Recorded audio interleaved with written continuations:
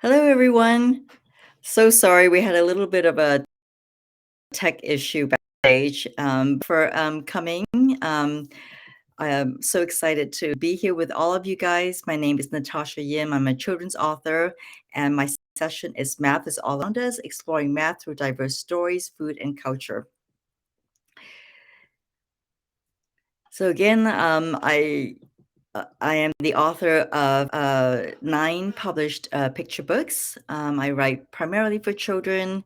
And as you can see from a lot of my books, I enjoy writing about people from different cultures and settings in different countries.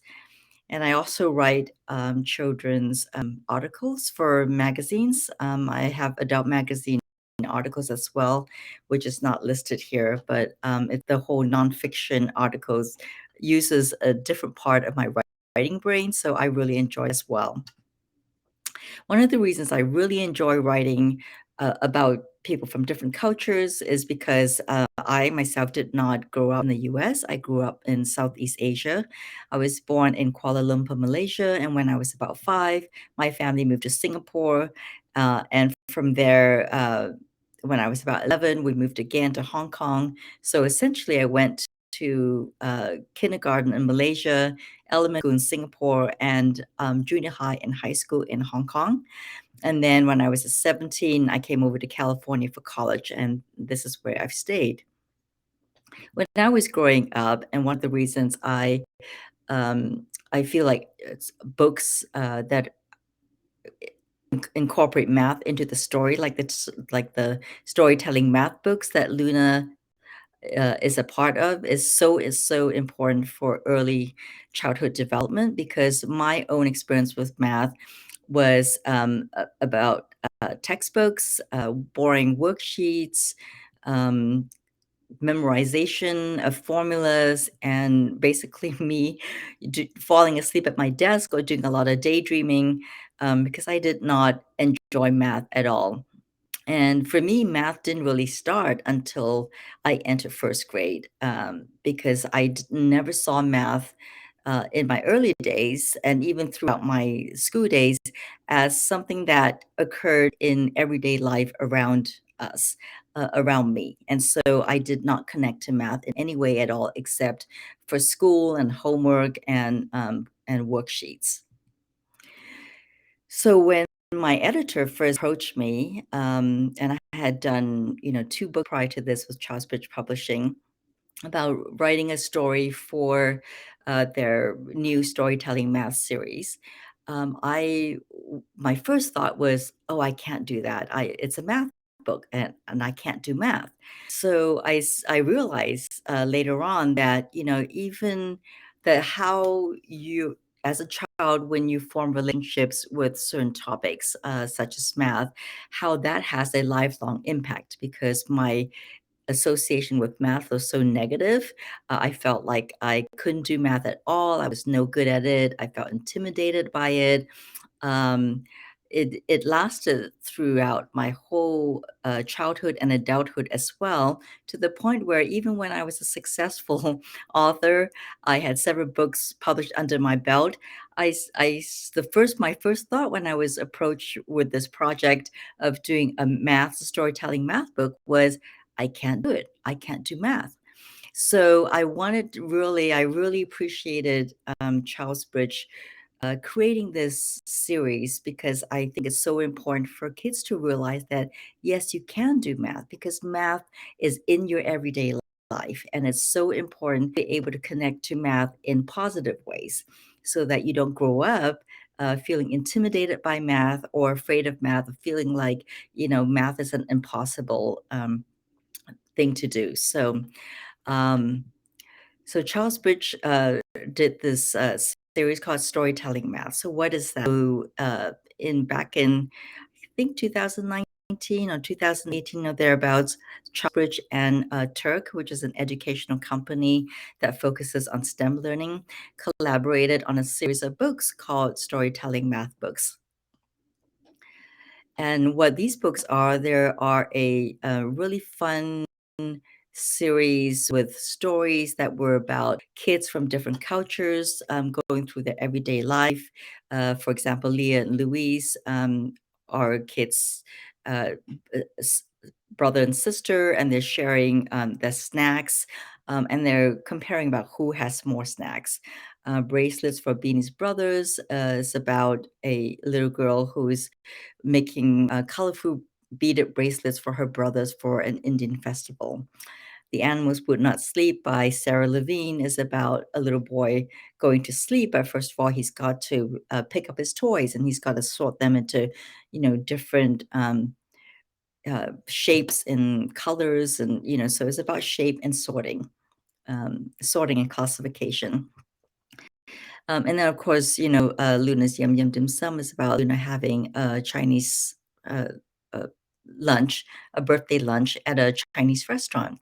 So, all of these books, not only do they incorporate math in a really fun way, with fun, engaged stories, but they also feature authors and characters from diverse cultures.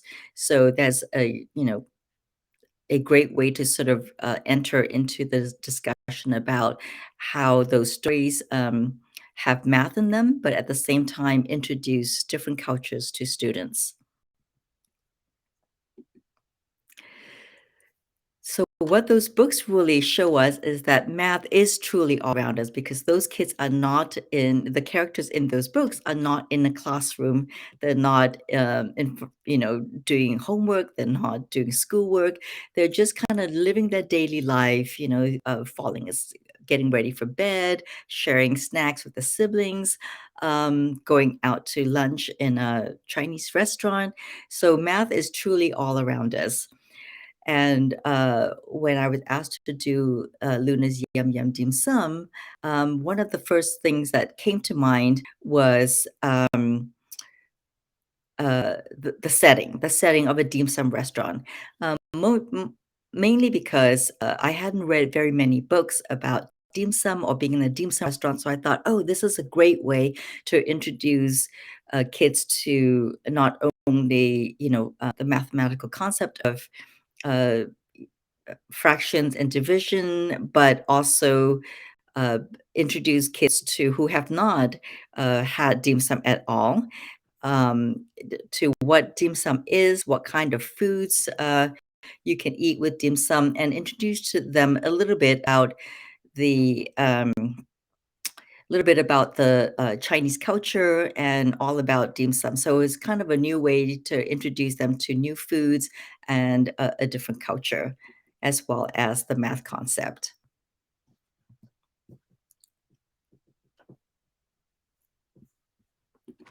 Sorry, just answering a question that Naomi asked. Um, So one of the things about dim the whole concept of basing this story in a dim sum restaurant is because it's about food, right? And what kid doesn't love food? So, for example, you order a pizza and there are 8 slices and you're 4 people at home. So how many slices does each person get? If you're sharing a sandwich, how do you slice a sandwich so that you can, share it with 2 people or 3 people? So food is just a natural way to really incorporate the math into something that is really fun, which is eating. So along the same concept, dim sum is just like I thought would be a really fun way to introduce kids to not only all these different dim sum items, but dim sum is usually comes in bite-sized portions where you have a basket that has maybe 3 or 4 items in it. So it's really easy to count and do math with. And they also have lots of wonderful shapes. So, you have round shapes with pork buns, you have rice dumplings, which are triangular, and turnip cakes are square. You can have rectangular rice noodles. So there's all kinds of different shapes. Not to mention that they're often served on trolleys pushed by a dim sum server. So when the dim sum server calls out the kind of dim sum that she has on the trolley, you raise your hand to call the dim sum server over. That was a really fun part when we were kids growing up, going to a dim sum restaurant, was calling the dim sum server over with the trolleys and picking your dim sum from these carts. So while you picking and ordering dim sum, there's ample opportunity to do some addition. If you have a basket of four siumai. Sorry about that. If you have uh, a basket full of four siumai, and you add a basket, you order another basket. Well, how many siumai is that? Uh, and conversely, if you're consuming the food and you take, a siumai out of the basket, how many do you have left? So I thought this was a great way to just kind of incorporate math into the story of eating dim sum. But as it turned out, that was not what Charlesbridge wanted. They said there was like too many counting and shapes spoke out. They really wanted a story where the characters in the story were actually doing some kind of math. So this is actually the story that we eventually came up with. So I'm going to read you the story, and then at the end of it, we can kind of talk about some other ways uh, that this had to do with more than just a math story, that there is other conversations and discussions you can be having about the culture, the diversity, what did you see with the food, and also it may incorporate a little bit of social emotional learning in there as well. So it's Luna's birthday. Mama and Baba are taking Luna and her brothers to a dim sum restaurant for a special birthday lunch. The restaurant is a noisy, busy place. Voices chatter, chatter, buzz, buzz. Chopsticks click, clickety, clack. Servers in white tunics push carts with plates and bamboo baskets of dim sum. Warm smells of dumplings, buns, and sweet desserts tickle Luna's nose. What would you like? Asked Baba. Pork buns, cries Luna. 2 baskets, please, says Kai, her big brother. We love pork buns, says little brother Benji. Baba waves to the dim sum server. He orders 2 baskets of char siu bao. So as you can see, this story is fun because you can also incorporate a different language, right? So char siu bao, kids can make that association. That is a Chinese name for barbecue pork buns. 3 pork buns in each basket, Luna says. 2 for me, 2 for Kai, and 2 for Luna, cries Benji. Kai takes a pork bun. Benji takes a pork bun. Yum, yum, dim sum, cries Luna. She grabs a pork bun. Oh no, splat. So what happens when Luna drops a pork bun? Now they have uneven pork buns to share. Luna takes another bun. That's all you get, says Kai. 2 for me, 2 for Kai, and 1 for Luna, Benji exclaims. It's my birthday. I can't have just one, Luna wails. But there are only 2 buns left, says Kai. Who gets them? Asks Benji. The oldest gets another bun, declares Kai. Mama tells us to always respect our elders, and older kids should take care of younger, says Benji. So I get another bun. But I'm the birthday girl, Luna says. Kai, Luna, and Benji glare at one another. It wouldn't be fair for one person to be left out, Luna says finally. Let's cut each bun in half. Half for each of us, says Benji. Who gets the extra? Well, the tallest person needs more food, says Kai, and the shortest person needs more food to grow taller, says Benji. But it's my birthday, insists Luna. How about we cut the half in half, says Kai. But that would be 2 pieces for 3 people. We'll be right back where we started, exclaims Luna in dismay. I know, says Kai. Let's go by the animals of the lunar calendar. I'm a rat. That's the first animal on the calendar, so I should get the extra. But I'm a dragon, says Benji, puffing his chest. I'm bigger than a rat. I stomp on a rat anytime. Tigers are the bravest, Luna says. So here you can also introduce the Chinese zodiac and some of the animals in the zodiac. Kai, Luna, and Benji stares at the fluffy, delicious half bun. How about this? Luna says. Let's divide the half into 3 pieces. That's fair, says Benji. Kai sighs, but the pieces would be so small. Wait, says Luna. Yum yum dim sum. So Luna's solution to how they were going to um, share the last pork bun was to give the pork bun to the little boy at the table, who, if you've noticed throughout the book, has been sitting there looking at them, debating about how to share the pork bun, and looking very hungry and wanting that extra piece. So they share that pork bun with the little boy, which also incorporate a bit of kindness, generosity, a little bit of social emotional learning in that story as well. And at the back of the book, there's some back matter on some information on what is dim, a little bit about the Chinese zodiac, and then a section on exploring the math and some simple activities you can do with kids at home.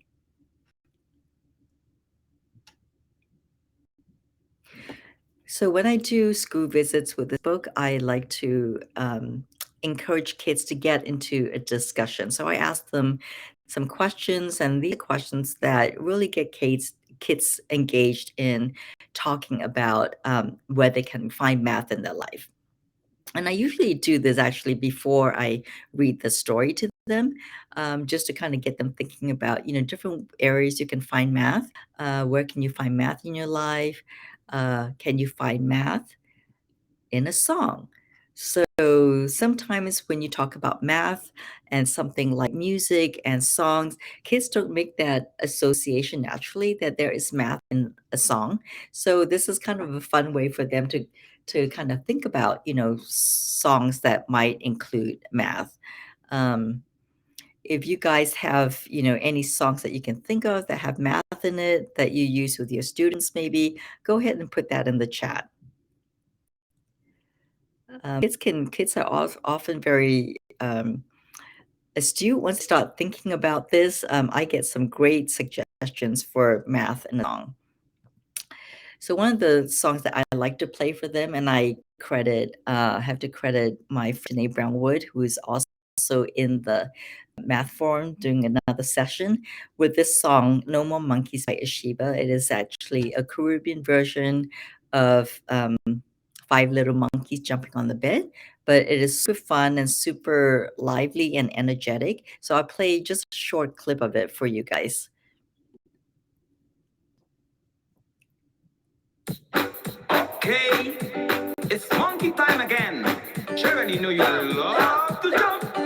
So, here we go. Five monkeys were playing on a bed and fell off and bumped his head. Mommy called the doctor and the doctor said, "No more monkeys jumping it. No more monkeys jumping on the bed."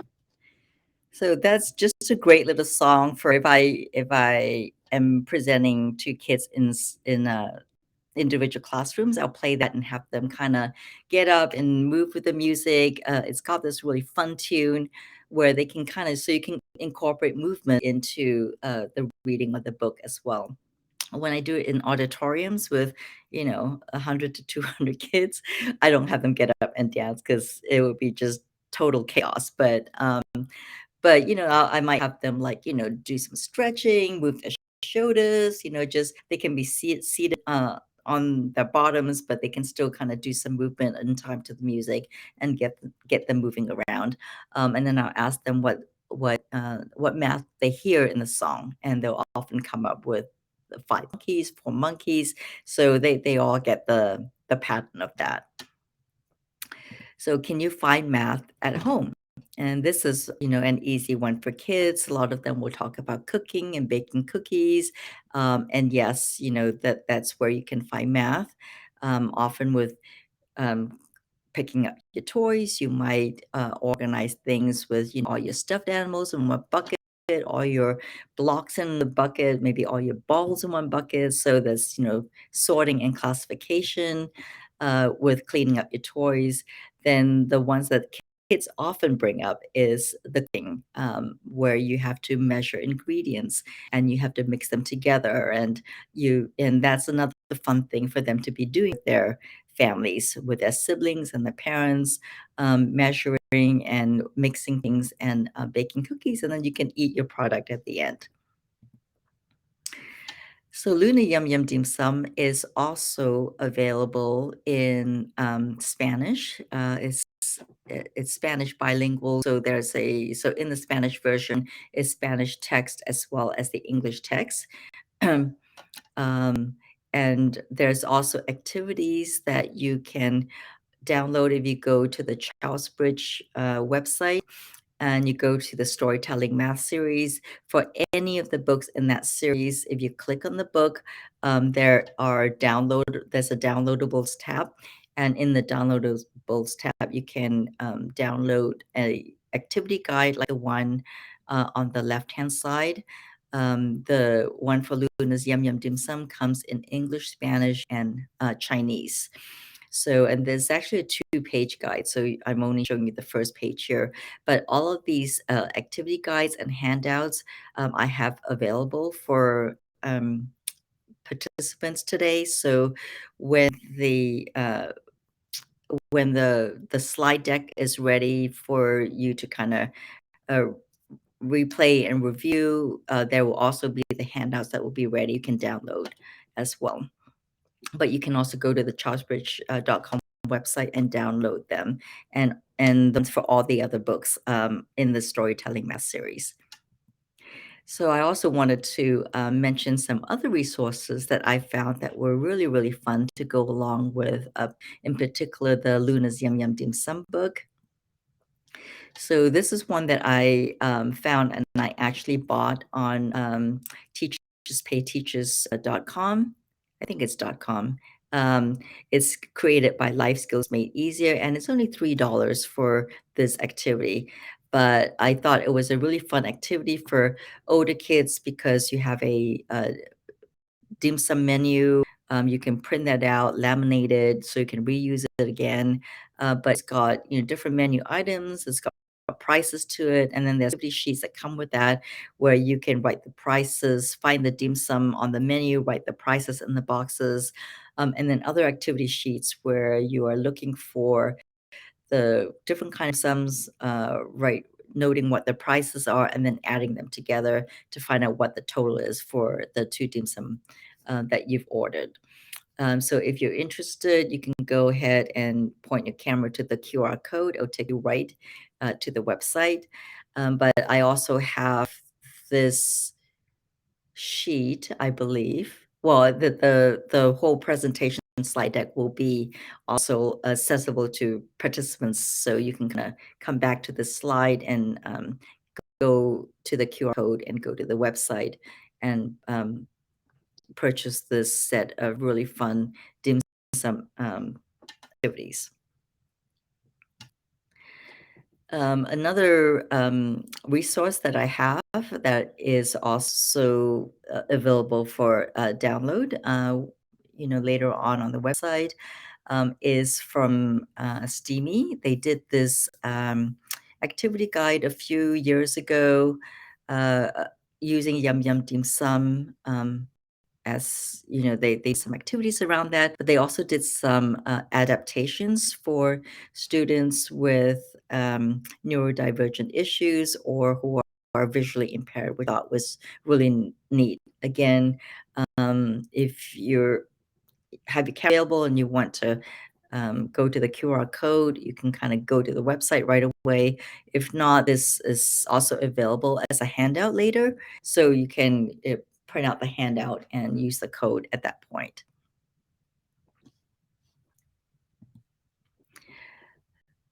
So, are there any questions?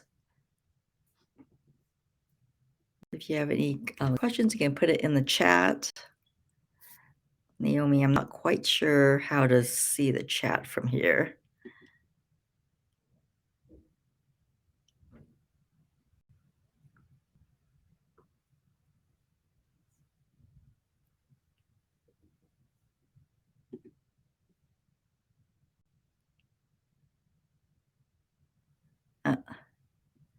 Oh, thank you.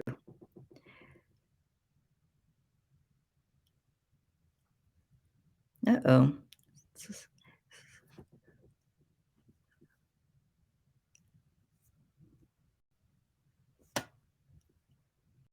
Um,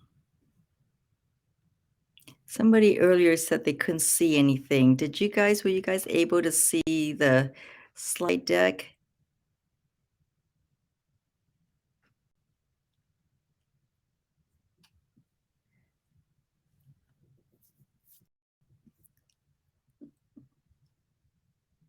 Um, Naomi, can I just talk and answer the questions, or do I need to write it into the chat box?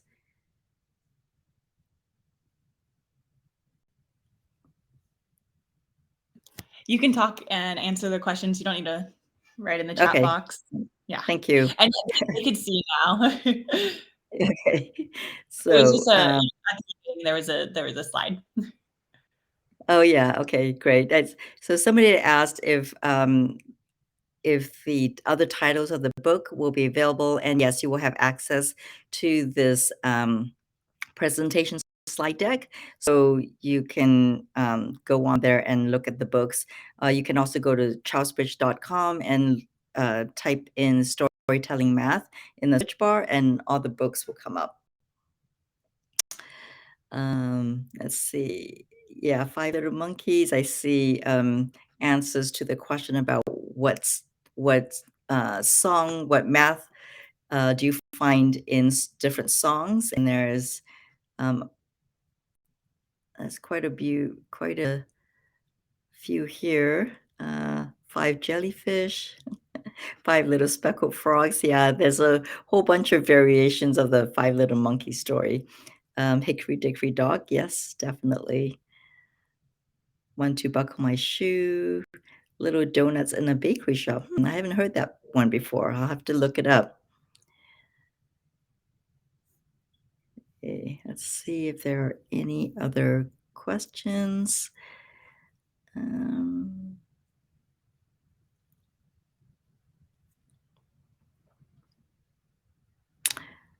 Here's a couple of what are ways we can incorporate math with young children, and what kind of activities can you do with toddlers with the book?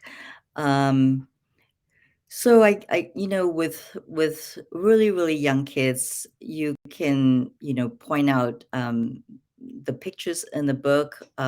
You can obviously see the pork buns in there. You can start by doing some easy counting, pointing out and noting, here are three pork buns. One, two, three, and do some simple counting with them. You can kind of do like finger activities, one, two, three, and so you can definitely incorporate some of the math and just kind of lower it down to a much younger age level. You can also count the people in the book, the people in the restaurants, right? There's people in the background, so you can kind of do some simple math counting. You can talk about colors. What color is the tablecloth? The tablecloth is red. So what color are the plates? The plates are white. So you can kind of do, colors as well as numbers for really young kids.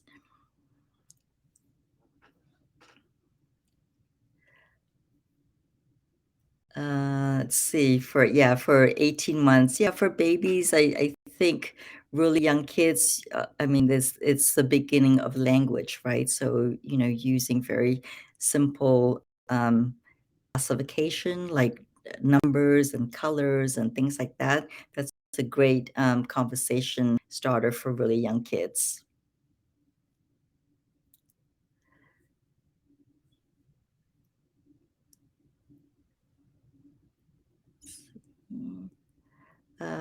Autumn says she had a question.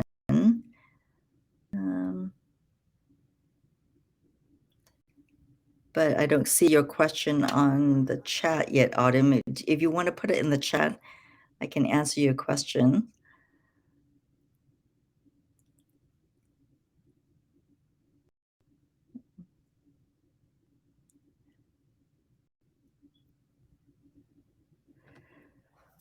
Yeah, a lot of questions about how to incorporate using math with young children. So, um, yeah, Play-Doh is a great option uh, for food. You can because you can use Play-Doh and you can make food with it. You can make flatten it out and make pizzas, and you can make roll it up into a ball and make a pork bun. And so as you're reading the story, you can kind of, use that. It's physical, it's tactile. The kids can touch it, and you can do the simple math. You can make Play-Doh pork buns, and you can have them follow along with the story, oh, Luna's making a pork bun. She drops it on the ground. Now, how many pork buns are left?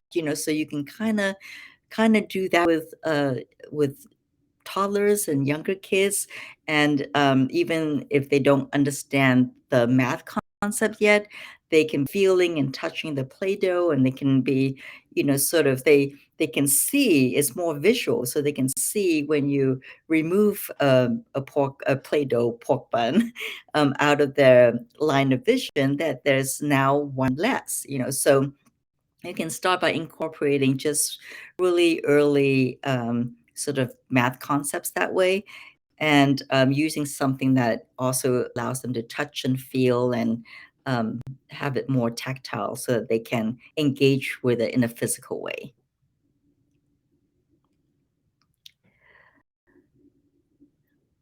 Let's see.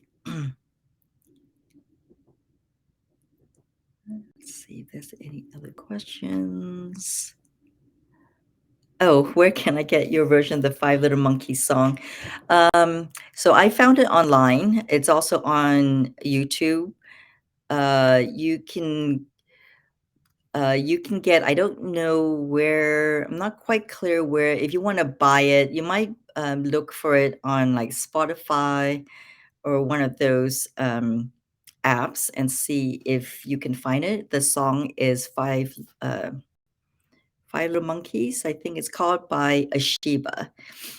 And it's a great. I think you can also find it on the Punta Mayo Caribbean Songs for Kids CD, or I'm not quite sure if they have it in other formats besides a CD.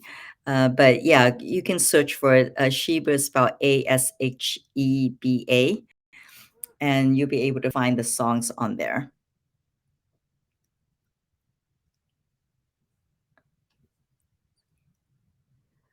Yeah, Sonia said toddlers love puppets, flannel board mimic. Yeah, flannel boards are great because you can do, you can make little pork buns with either felt or Velcro it to something, so it's also visual. If you don't want to do Play-Doh, there's other visual ways you can create little pork buns or dim sums or pizzas or different kinds of food, and have them engage with math that way.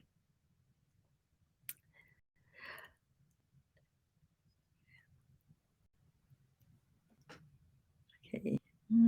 Thank you, Autumn. I'm glad I answered your question.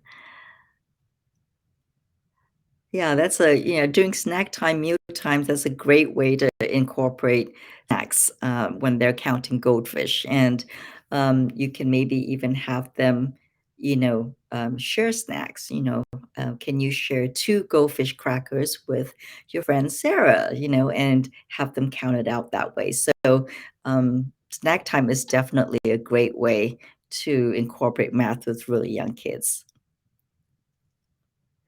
Uh, yes, Lawanda, thank you so much for asking. All the books are available through Amazon as well, although I do like to refer people to their own independent bookstores because I like to support independent bookstores. But yes, they are available through Amazon. Thank you, Mona, for saying that you love the book.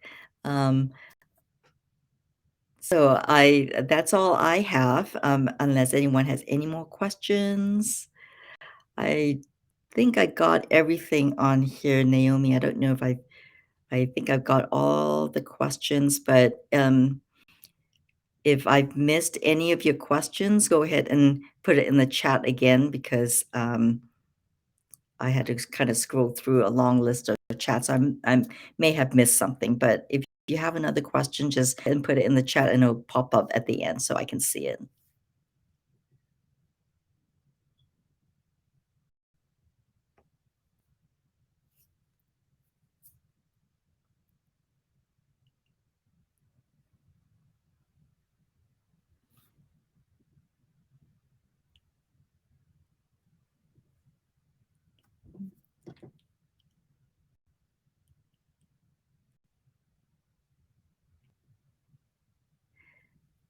Oh, thank you, Alina. I love that that song. I haven't heard of it before, but I'm definitely going to go check it out. It's always great to have some, other songs that come from different cultures and different, countries. So it's really fun to see that. So I'm gonna copy that because I don't know. I may not remember how to spell it later on.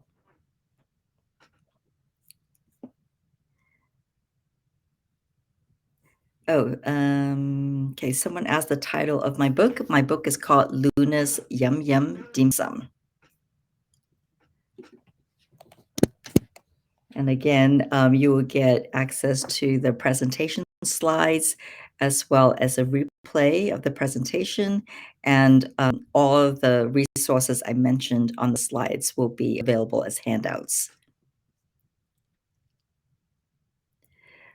Maria asks, what can we do to the kids so kids can be more enthusiastic in math? And again, I would just encourage a lot of things because there are many more books now out there that incorporates math into really fun, engaging stories. So I would start there and incorporate math in their daily lives. Like when you take walks with the kids, you can point out oh, look at that rose. How many petals are on that flower? You can do a lot of counting.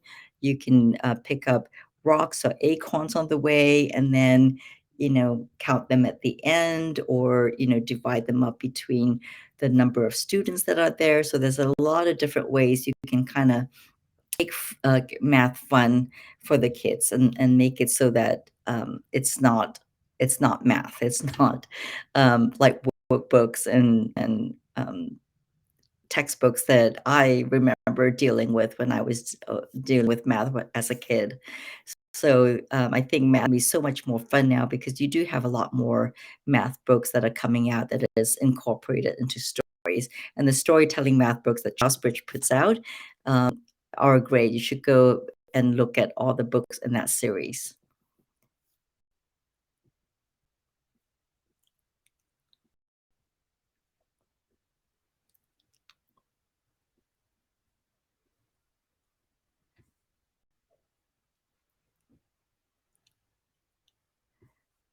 Okay.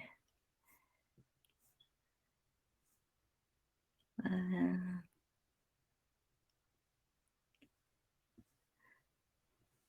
I'm just checking to see if there were any more questions that came in. Thank you, everyone, so much for coming to my session. Also, let me put in you see it if you get the material as well, but I'm going to put in my email. So feel free to email me if you have any other questions. Um, it, I'm so happy to be here today and connecting with all of you. Math was not my strong suit, didn't like math at all. So I'm so grateful for Charles Bridge for creating this series of storytelling math books. And it's been really, really fun to write a story for the series. So just so you all know, I am working with my editor on a sequel to Luna's Yum Yum Dim Sum. I can't say much more about that. It's going to be released in 2025, but we haven't signed the illustrator yet, so I can't even announce the title of the book. But there will be a sequel coming up And there's other storytelling math books coming out by Charlesbridge, and they should come out. I think there's one coming out in a couple months, I think. The Anna Crespo, who wrote the Leah Lewis book, she's got one called Puzzled. So I don't recall if it's out yet, but there are other storytelling math books that will be coming out. So please look out for them. Okay. For those who want, who are interested in buying a book, if you buy it from my independent bookstore, Mendocino, I'm going to put it in the chat here, book company, I can sign it for you. There is, if you order it online, there is a box, and you can, kind of note in there that you'd like it signed to whoever, and I would be happy to go into the bookstore and sign the book before they ship it.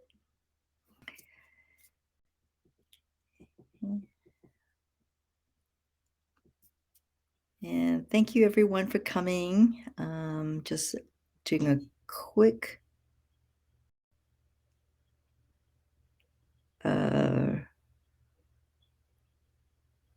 yeah, thank you, Rebecca, for mentioning that Sheba is on Spotify. Let me make sure there's no other questions.